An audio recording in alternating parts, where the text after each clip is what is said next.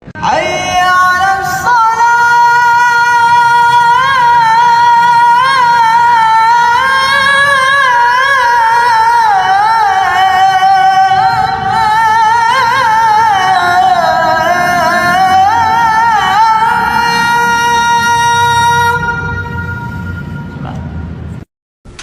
Alhamdulillah, wassalatu wassalamu ala rasulillah.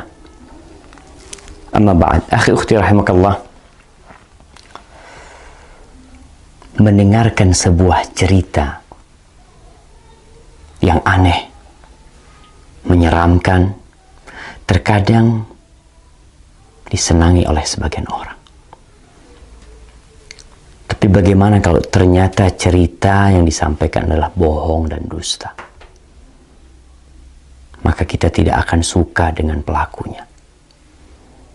Lalu bagaimana pula kalau ternyata cerita tersebut disandarkan kepada Nabi alaihi salatu wassalam, padahal Nabi tidak pernah mengucapkannya? Kalau di negeri kita sekarang pemerintah sedang memerangi hoax, dusta, maka para ulama umat Islam sejak dahulu kala memerangi dusta atas nama Nabi alaihi salatu wassalam. Tadi pagi ana mendapatkan kiriman sebuah video pendek yang menceritakan tentang bakal terjadi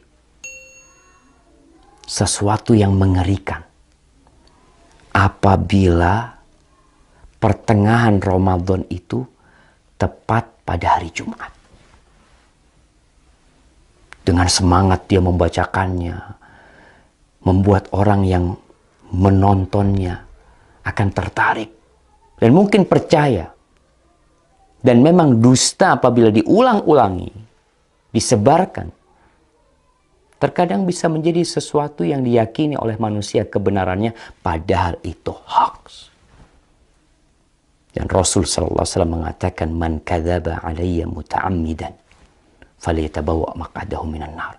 Barang siapa yang sengaja berdusta atas nama aku, hendaklah dia bawa kursinya, tempat duduknya ke neraka.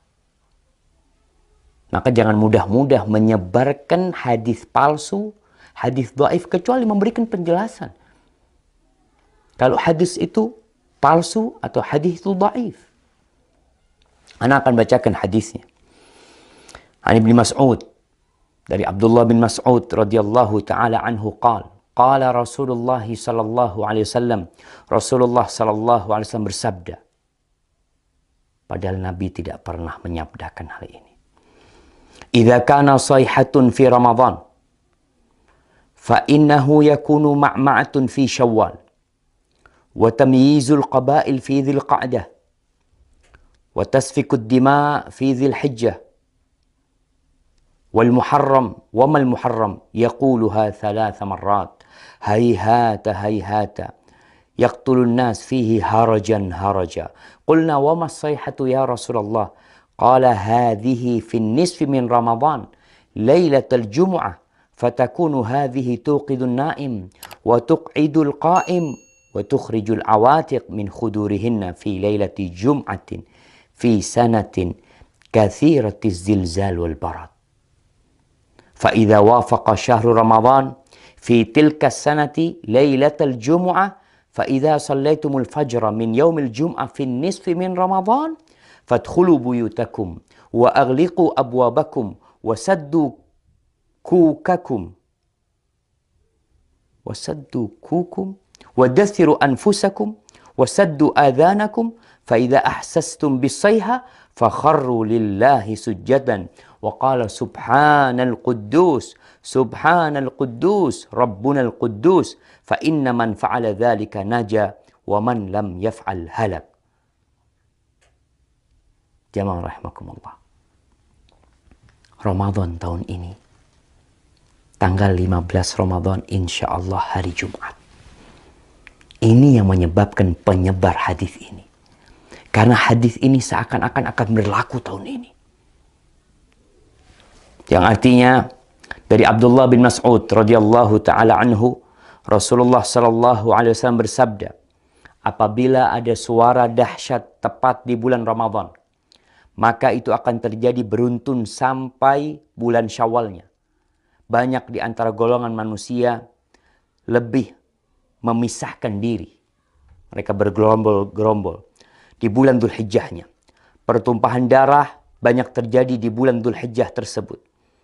Juga semakin klimak ketika masuk di bulan Muharram. Rasulullah SAW menyebutkan hal itu 3 kali. Apa yang harus kami lakukan di bulan Muharram? Para sahabat bertanya, sayang. Sungguh sayang, kata beliau. Mereka tidak mengetahui dan apa yang harus dilakukan di bulan Muharram. Saat itu di antara manusia banyak yang saling membunuh. Apa suara dahsyat itu ya Rasulullah? Sahabat bertanya kepada Nabi SAW. Suara keras itu adalah mulai terjadi di pertengahan bulan Ramadan yang bertepatan di malam Jumat. Suara dahsyat itu mengagetkan orang-orang yang sedang tidur. Menjatuhkan orang yang sedang berdiri. Segala benda terhempas jauh keluar dari tempatnya. Atau para wanita yang masih gadis akan keluar dari kamar-kamarnya. Malam Jumat pertengahan Ramadan itu terjadi goncangan dahsyat. Dan cuaca sangat dingin. Banyak sekali terjadi gempa. Banyak sekali yang seperti yang kita lihat lah. Gempa di mana-mana mungkin. Kemudian apabila bulan Ramadan itu tepat di tahun itu dan kalian sedang melaksanakan sholat subuh malam Jumat di pertengahan bulan Ramadan tersebut, masuklah ke dalam rumah, kuncilah pintunya, tutuplah kepala kalian, lindungi tubuh kalian dan tutup telinga kalian. Apabila kalian merasakan suara dahsyat, bersyukurlah, sujud. Nih, ada sujud. Kita tahu sujud itu ada sujud syukur, sujud tilawah, kemudian ada sujud sahwi, ada sujud ketika sholat. Ini sujud ketika mendengar suara keras. Membaca Subhanal Quddus, Subhanal Quddus, Rabbunal Quddus. Karena sesungguhnya apabila kalian melakukan itu, niscaya selamat. Jika tidak, tentunya akan binasa. Ini tersebar jemaah di beberapa tulisan. Ini ambil dari beberapa tulisan yang ada di internet. Kemudian video itu juga telah tersebar. Yang disebarkan oleh ya entah siapa yang menyebarkan hal itu. Menyebarkan hoax. Kita lihat sekarang bagaimana hukum hadis ini. Para ulama menjelaskan hadzal hadis munkar la yasih. Hadis ini munkar, tidak benar. Al-Uqaili mengatakan laisa li hadzal hadis aslun min hadithi thiqah. Hadis ini enggak punya dasar dari perawi yang thiqah, wala min wajhin yathbut, dan enggak ada yang benar dalam hadis ini. Itu disebutkan dalam Ad-Du'afa Al-Kabir. Dan Ibnul Jauzi mengatakan hadis ini hadza haditsun maudhu. Hadis ini palsu atas nama Nabi SAW. Kemudian Syekh Albani mengatakan maudhu'un, hadis ini palsu, diriwayatkan oleh Nuaim ibn Hammad dalam kitab Al-Fitan. Dan Al-Imam Al-Zahabi mengatakan qultu dha maudhu' wa maslama saqit matruk. Ini hadis palsu. Perawinya ada yang matruk, yang dituduh berdusta jamaah. Ditinggalkan. Lalu kita meriwayatkannya, menceritakannya kepada umat, menyebarkannya. Atas nama Nabi SAW. Nabi bersabda, padahal Nabi tidak pernah menyabdakan hal itu. Jamaah, ma min qaul. Tidak ada satu ucapan yang keluar melainkan ada raqib, ada atid. Ma yalfidu min qaulin illa ladaihi raqibun atid. Akan ada yang mengawasi, mencatatnya. Tapi mungkin sebagian mengatakan, Ustadz kan boleh meriwayatkan hadis dhaif. Kan ada ulama yang berpendapat seperti itu. Kan ada khilaf di antara para ulama. Nah, Anda akan sebutkan para ulama yang membolehkan meriwayatkan hadis dhaif. Yang pertama mereka mengatakan ini dalam fadailul a'mal. Dalam fadilah beramal. Bukan dalam menceritakan hal yang gaib. Yang mana itu berkaitan dengan akidah seorang hamba nanti.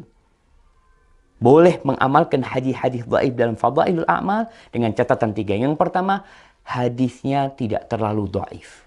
Kalau yang tadi palsu. Yang kedua, hadis ini masuk dalam kaidah umum sebenarnya. Yang ketiga, tidak boleh meyakini ketika mengamalkan bahwa itu dari Nabi SAW. Hanya orang ini hati-hati mengamalkannya. Maka hadis palsu, hadis yang dhaif sekali tidak boleh. Kalau antum mau menyampaikan sebuah hadis yang dhaif, sampaikan kalau ini dhaif, kalau ini palsu, agar orang faham dan mereka tidak tertipu dengan apa yang kita sampaikan. Barakallahu fikum.